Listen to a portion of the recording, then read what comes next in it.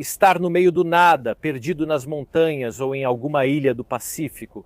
Não é uma aventura que muitos de nós vão viver, mas para aqueles que tiverem que vivê-la. Existe uma arma específica, uma arma projetada para ser extremamente compacta, mas que permite caçar pequenos animais, literalmente para sobreviver. Trata-se da R7. Isto não é a coronha, isto é literalmente toda a arma. Até porque podemos abrir a coronha e tirar peças como a caixa da culatra, carregadores e o cano da arma e muito rapidamente montar tudo junto. Eu, como sempre, sou Vlad Sparastoria e este é um R7. A Armalite é uma empresa que, se você gosta de armas de fogo, provavelmente já ouviu falar. Ela produziu um dos modelos mais influentes. Designs do último século, poderíamos dizer, da Segunda Guerra Mundial até hoje, ou seja, o R15, junto com o R15 produziu muitos outros designs significativos. O esquecidíssimo, mas influente R18, o R10 ultraleve em 7,62 por 51, mas também existem outros designs da Armalite de Eugene Stoner que ainda hoje são utilizados. E um deles é justamente o R7. Para entender um pouco melhor como surgiu o R7, precisamos dar um passo atrás e voltar, na verdade, à Segunda Guerra Mundial. A Segunda Guerra Mundial, como vocês certamente já sabem, foi palco de intensos bombardeios em áreas muito amplas. Não falo só da Europa, mas pensem em toda a guerra no Pacífico. Pois bem, uma tripulação de navios, embarcações e principalmente de aviões podia teoricamente se encontrar em um lugar isolado, em algum atol em uma ilha, no meio das montanhas da China. Para quem, por exemplo, fazia transporte, prestava serviços logísticos lá, armando os chineses de Chiang Kai-shek contra o Japão, você podia acabar sendo abatido por qualquer motivo e precisar sobreviver. E nem sempre as pistolas que se tinha à disposição eram realmente ideais, principalmente para caçar. Não é tanto uma questão de sobrevivência. Se você está atrás das linhas inimigas, se é um piloto abatido, a menos que venham te encontrar, te socorrer, é difícil sair dessa. Existem muitas histórias muito interessantes, mas diríamos que não é a norma. A maioria acabava capturada. Mas para sobreviver, literalmente em termos de comida, muitas vezes é preciso caçar. Os Estados Unidos não tinham uma arma dedicada para esse propósito. Mas com o fim da Segunda Guerra Mundial, na verdade, em preparação para o que deveria ser a terceira contra a União Soviética, eles desenvolveriam uma nova arma de sobrevivência, especificamente para dar aos pilotos. As armas de sobrevivência não eram de forma alguma uma invenção nova desse ponto de vista. Já na Segunda Guerra Mundial, trouxemos uma, por exemplo, no passado, a chamada M30 Luftwaffe Drilling, que também era uma arma de sobrevivência, mas a história é muito longa e você sempre pode recuperá-la clicando no canto superior esquerdo. Os americanos adotaram primeiramente o que chamavam de carabina M4 de sobrevivência, especialmente para os pilotos e bombardeiros. E depois o rifle M6, que na verdade era uma arma combinada com, em cima, um cano raiado e embaixo, um cano liso, calibre 410, justamente para caçar. Repito, não eram pensadas tanto como armas de autodefesa. Já nos anos 50, havia um novo projeto, produzir uma nova carabina de sobrevivência, pois as M4 e as M6 não estavam mais em produção.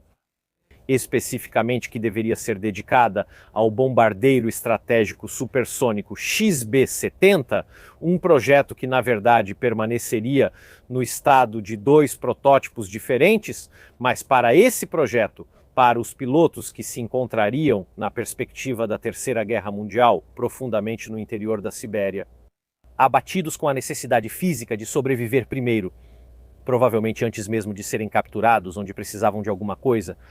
E é aqui que entra a Armalite e Eugene Stoner. A Armalite não surgiu do nada. Na verdade, a Armalite é uma empresa que surgiu como um departamento, como uma seção de uma grande indústria, hoje já extinta, que produzia aviões, a Fairchild. A Fairchild produzia aviões para muitos propósitos diferentes. Talvez o avião mais famoso da Fairchild, e se você está aqui provavelmente é um pouco apaixonado por história militar, seja o A-10, vocês sabem muito bem, o A-10 usado para o apoio aéreo aproximado do exército da Força Aérea Americana com seu famoso VVVVV. Vamos deixar os memes de lado por enquanto. Ele foi feito pela Fairchild. A Fairchild também tinha uma divisão justamente que utilizava novos materiais, o alumínio, para tentar fazer armas ultraleves. O alumínio nos anos 50 ainda era algo relativamente novo nas armas. Não que o uso do alumínio não fosse conhecido, não que partes de alumínio não fossem utilizadas em armas de fogo, mas a própria ideia de fazer, por exemplo, uma arma com caixa da culatra 100% em alumínio, bem, ainda poucos estavam experimentando essa coisa. Não era tão simples usar a chapa de alumínio como se usava, por exemplo, o aço. Era um campo de estudos das ciências dos materiais ainda fértil. E uma empresa que fazia aviões, então tinha uma grande expertise em usar justamente o alumínio, amplamente utilizado para os aviões. Era perfeita, também era bem dotada de talento para experimentar no campo das armas de fogo, e a Armalite nasce justamente com esse objetivo, nasce com o objetivo de fazer armas super leves de alumínio e depois também de polímeros. As armas que Eugene Stoner projeta, como a R10 e a R15, são, principalmente no projeto original, extremamente leves e isso não deve ser subestimado. É uma arma de sobrevivência que também deve ser extremamente compacta. Em contraespaço com esses novos materiais, surge então a nova carabina de sobrevivência AR-5, que foi adotada, embora tenha sido realmente produzida em pouquíssimos exemplares pela aviação americana.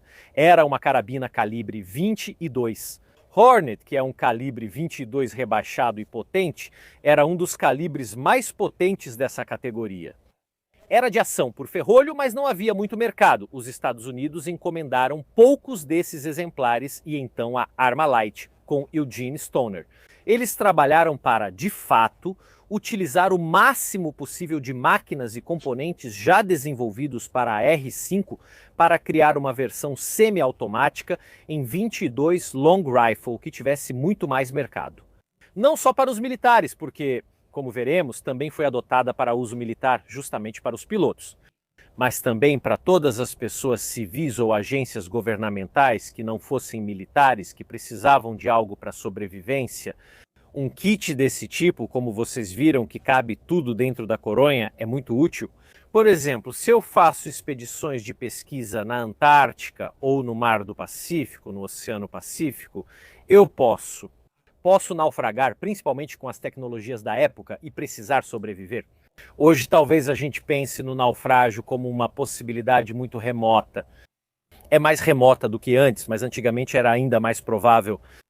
Por isso, ter uma arma de sobrevivência para esses contextos, para levar no barco ou no avião, não era uma ideia tão boba assim.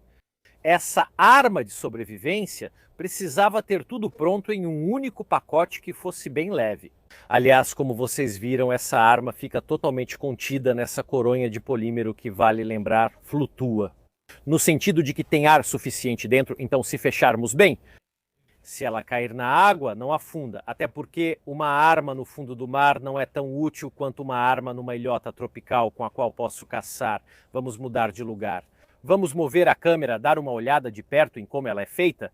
Quero destacar uma coisa, esta não é uma Armalite original, pois o design já passou por mais de uma mão, mais de uma empresa. Esta é a última versão que está sendo produzida, ainda é chamada de AR-7, mas é fabricada especificamente pela Henry, essa empresa que nos últimos 20 anos, na verdade ela herdou desde 2003, se não me engano, os direitos de produção e continua oferecendo o produto. Aqui na Itália talvez não tenha mercado, mas ainda assim é oferecido especialmente para excursionistas e viajantes que precisam, em caso de necessidade, poder caçar. Vamos ver de perto então como ela é feita. Então vamos dar uma olhada no nosso R7, como eu já disse antes, esta é toda a arma, literalmente está toda contida dentro da coronha, é muito prático desse ponto de vista, vem também com uma maleta própria, mas a maleta não é indispensável. Em teoria, vocês já poderiam usar todo esse kit que na verdade dá o essencial para poder transportar a arma em, idealmente, situações de emergência. Como fazemos para montá-la? Antes de tudo, vamos ver uma coisa bastante interessante. Um dos compromissos que esse design precisa fazer para ser tão modular e montável assim. O receptor da arma, que vamos analisar melhor ao montá-la, está fora do eixo da coronha. O que é a coronha? Muito mais grossa do que parece, é realmente grande ao segurá-la. Vamos falar um pouco mais sobre isso durante o teste de tiro, mas podemos simplesmente abrir a tampa que fecha tudo. E aqui está a arma desmontada dentro da coronha. Temos o cano com esse colar que vamos usar para montá-lo. Temos espaço para 2 carregadores. Na verdade, esse setup poderiam ser 3 carregadores, mas a arma vem com 2 e 2 espaços específicos. Mas, na verdade, a caixa da culatra da arma com um carregador, que vemos aqui, por exemplo, pode ser tranquilamente transportado dessa maneira. Com o carregador inserido, então você pode ter 3 carregadores, ou, por exemplo, aproveitar o espaço onde está o outro carregador, por exemplo, para levar um kit de limpeza.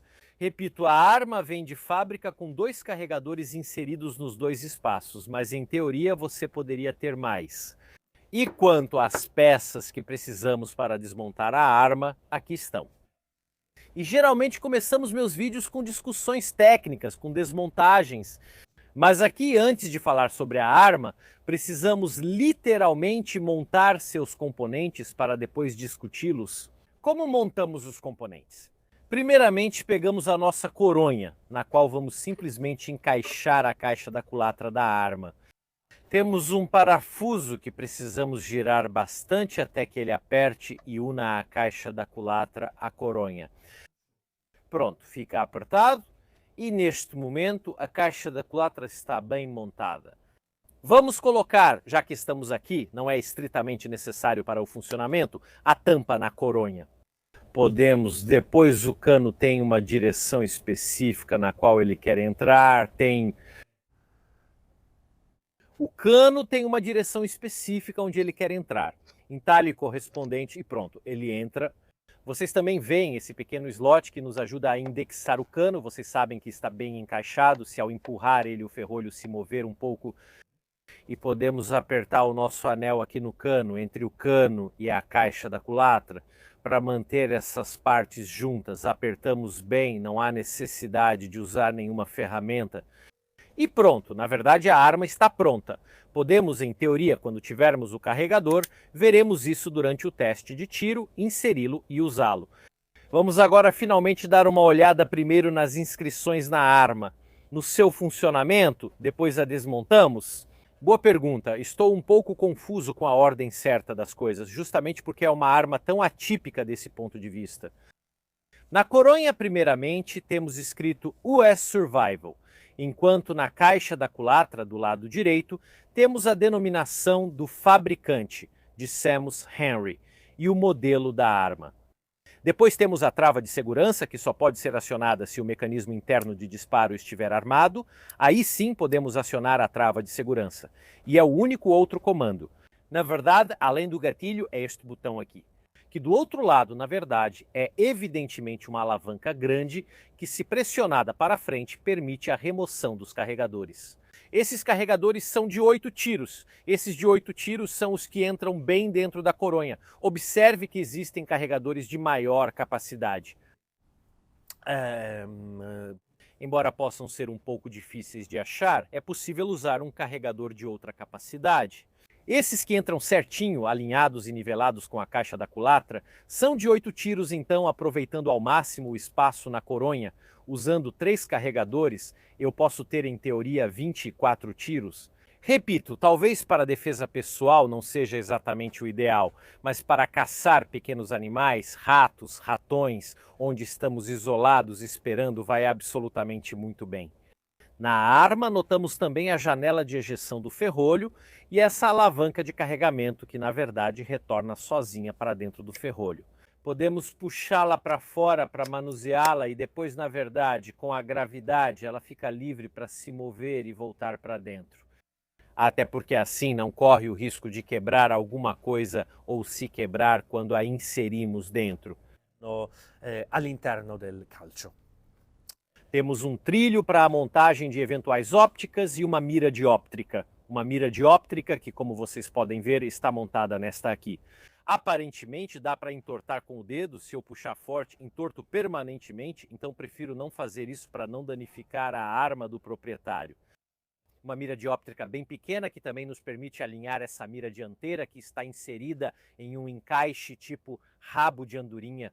Então, uma arma realmente muito simples, claramente não tem nenhum sistema de travamento, como a grande maioria das .22 semiautomáticas, é simplesmente de ferrolho livre. Sabe de uma coisa? Vamos desmontá-la de novo, quero pegar a caixa da culatra e mostrar mais alguns detalhes para vocês. Então podemos, na verdade, aqui a ordem não muda muito, mas vamos desparafusar o colarinho aqui do cano e tirar o próprio cano. Podemos novamente desparafusar este parafuso que prende a coronha à caixa da culatra.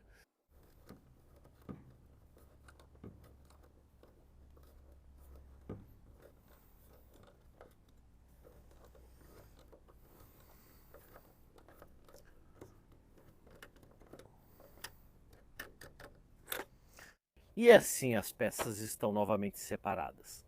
Também podemos ver um pouco melhor a alavanca de segurança ao separar essas peças. Seria legal saber, assim não pode disparar. Mas como vocês podem ver, este R7 foi usado um pouco em certos momentos como o Ruger 1022, porque olhem aqui, este é a caixa da culatra. E se a gente colocar um cano mesmo que bem curto ou transformar tudo em uma arma bem compacta? Foram feitas coisas estranhas com os R7, só digo isso porque, na verdade, todas as partes funcionais da arma estão contidas exclusivamente aqui. Mas, na verdade, para desmontar ainda mais, por exemplo, para remover o ferrolho, existem alguns passos extras. Remover o ferrolho é relativamente simples. Poderia até fazer isso, mas não pretendo, porque há peças pequenas, molas, contra as quais eu quero, ou melhor, não quero lutar, mas teria que lutar desparafusando este parafuso. Como vocês podem ver, esta caixa da culatra tem esta tampa lateral, como podem ver, dá para ver muito bem este entalhe. Literalmente, desparafusando este parafuso, você pode remover esta tampa lateral para ter acesso, se necessário, aos pequenos componentes internos. Operação normalmente desnecessária para a limpeza, mas posso empurrar um pouco o obturador para dentro e, empurrando um pouco para dentro, poderei, no ponto certo, se eu encontrar, aqui está, remover a alavanca de carregamento. Dessa forma, poderei liberar o obturador, que vai sair para mim. Como vocês podem ver, estou lidando com duas molas de recuperação diferentes, posso simplesmente removê-las e colocá-las de lado. Vocês também podem ver a janela onde justamente é inserida aqui a alavanca de carregamento. Tenho também, muito claramente aqui em cima, o percussor da arma e um espaço para o movimento do cão interno. De fato, o cão vai oscilar até atingir o percussor aqui em cima. Anular, como podem ver, se projeta e atinge a espoleta da munição. Tenho também, de forma bastante evidente, um extrator da arma e um entalhe para um ejetor dentro da própria caixa da culatra. Na verdade, vocês conseguem ver um pouco melhor aqui. Mecanicamente é extremamente simples, não esperamos nenhuma complicação especial do calibre 22. Posso limpá-la assim, mesmo que, vamos ser sinceros, se eu acabar em uma ilha deserta, com certeza não vou ficar desmontando, principalmente com as poucas munições que tenho à disposição, não vou ficar desmontando ferrolhos e outras coisas. Aliás, vamos fazer o seguinte, vamos colocá-lo de volta. Vamos colocá-lo de volta.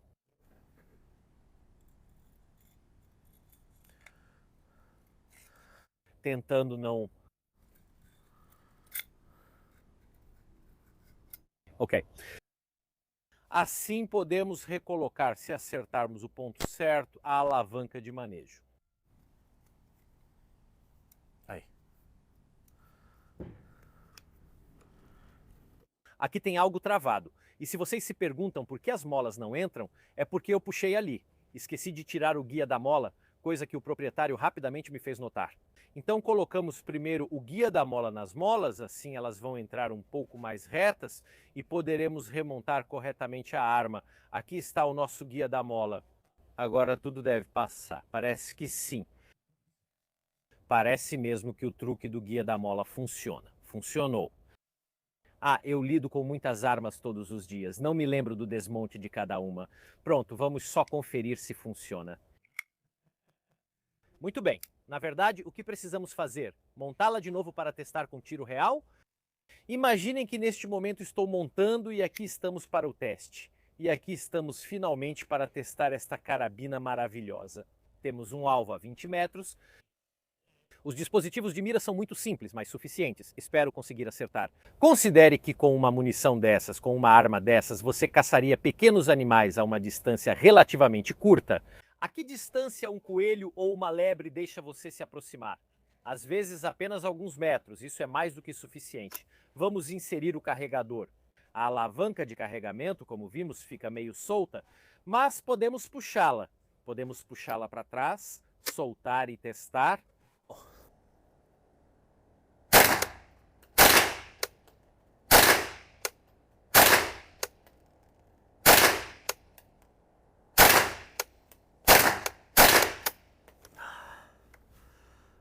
Ok, fez um clique. O carregador está vazio e podemos ver a câmera. Ela também está vazia. Vamos tentar mais alguns disparos porque é uma arma muito interessante. O fato de que ela precise ser desmontável e caber em um pacote realmente pequeno necessariamente causa uma série de, vamos chamar de compromissos. Vamos recarregar e ver.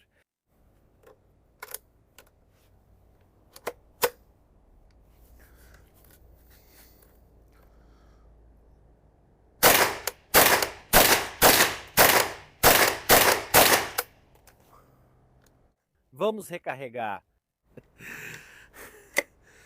E está descarregada. Então, primeiras impressões.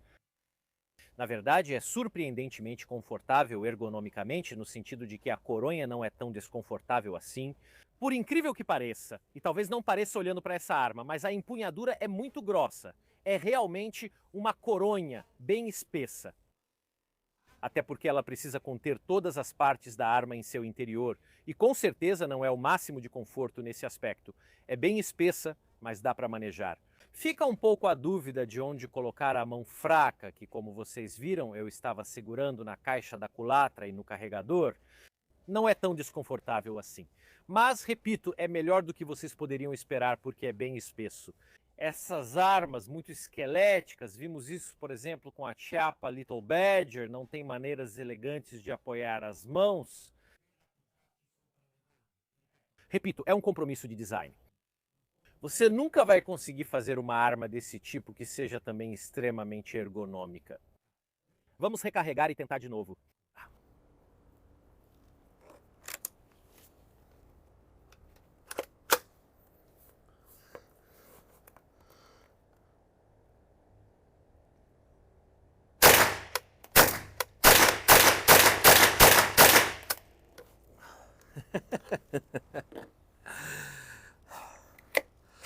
O gatilho é relativamente leve. Não é super leve, eu diria, certamente não é uma arma de competição, mas é curto e preciso, com um reset bem definido, como eu diria que é ideal para armas semiautomáticas. Geralmente eu gosto muito desse aspecto. Talvez para quem quiser, especialmente na Itália, usá-la talvez para tiro ao alvo. Até porque não sei o quanto se pode andar por aí na Itália com uma carabina desse tipo. Aliás, ela é classificada como arma esportiva. Então não adianta dizer que são caçadores e podem andar com ela. De fato, na Itália, ela não tem muito mercado no campo da sobrevivência, então acaba se tornando uma arma extremamente compacta para levar, por exemplo, ao estande de tiro. Talvez alguém queira ser mais discreto, não sei porquê, mas prefere algo compacto ou que ocupe pouco espaço em casa. Nem todos têm o luxo de grandes cofres. Eu, por exemplo, queria mais armas, mas não tenho cofre suficiente para isso. Uma arma tão compacta guardada no coronha é certamente uma solução válida. É melhor do que não tê-la se você realmente quiser ter uma. Se eu tiver que fazer uma observação sobre uma única coisa que muitos de vocês vão olhar e torcer o nariz, talvez sejam as miras. Temos uma pequena mira frontal aqui, montada em uma ranhura de andorinha, e uma mira dióptrica traseira bem pequena. Não sei o quanto dá para ver bem, vou tentar mostrar melhor aqui dentro, com a qual você enxerga o alvo. Para caçar, repito, a curta distância provavelmente é suficiente, mas como vocês podem ver na nova versão, porque as antigas não tinham, mas aqui nós temos um trilho no qual você pode, por exemplo, colocar algum tipo de mira, e se colocar uma mira nesse trilho, depois isso vai impedir que a arma seja desmontada e colocada dentro da coronha. Nesse caso, em teoria, teríamos que ter uma mira separada e aí vai ter que regular toda vez? Não é exatamente a melhor opção. Além disso, né, uma mira dióptrica que está montada em um pequeno pedaço de chapa de metal, vimos isso durante a desmontagem. Se vocês querem usar para tiro ao alvo e ganhar competições, talvez desse ponto de vista não seja exatamente o ideal. Mas para acertar o alvo, pelo menos aqui a 20 metros depois, fazemos o seguinte: aproximamos, desenhamos um belo rato e tentamos acertar para ver se hoje à noite a gente come.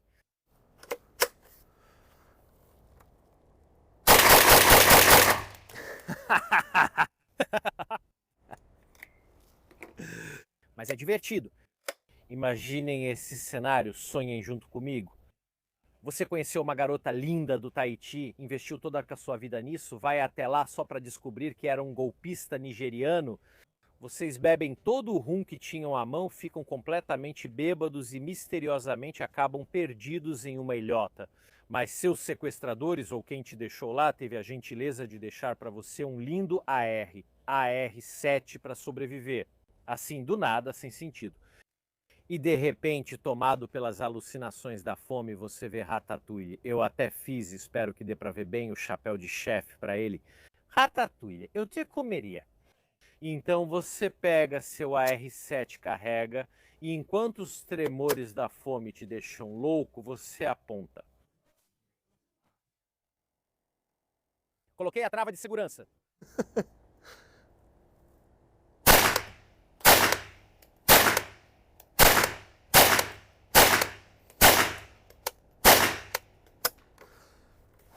E você acaba com ele.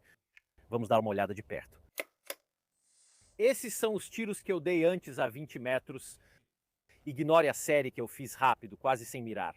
Já o Ratatouille primeiro mirou bem no centro, depois, vendo que estava indo para o centro, tentou acertar a cabeça dele.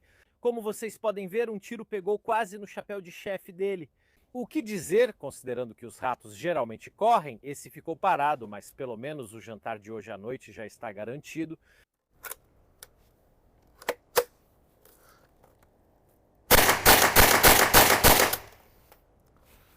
Se eu tiver que criticar um aspecto dessa arma em particular, é realmente uma besteira.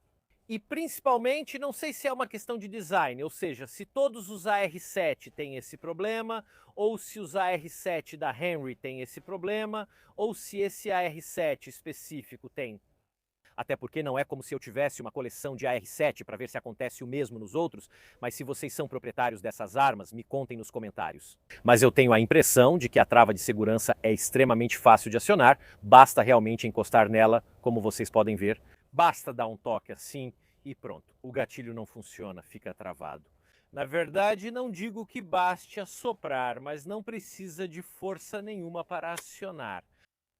Realmente não precisa de quase nada para... Quer dizer, basta realmente encostar. Olha, basta passar a mão, acariciar a arma e ela trava e destrava. Ficaria curioso de saber de vocês nos comentários se vocês têm uma dessas armas, ou já tiveram, ou lidam com ela por qualquer motivo, se com a de vocês também é assim.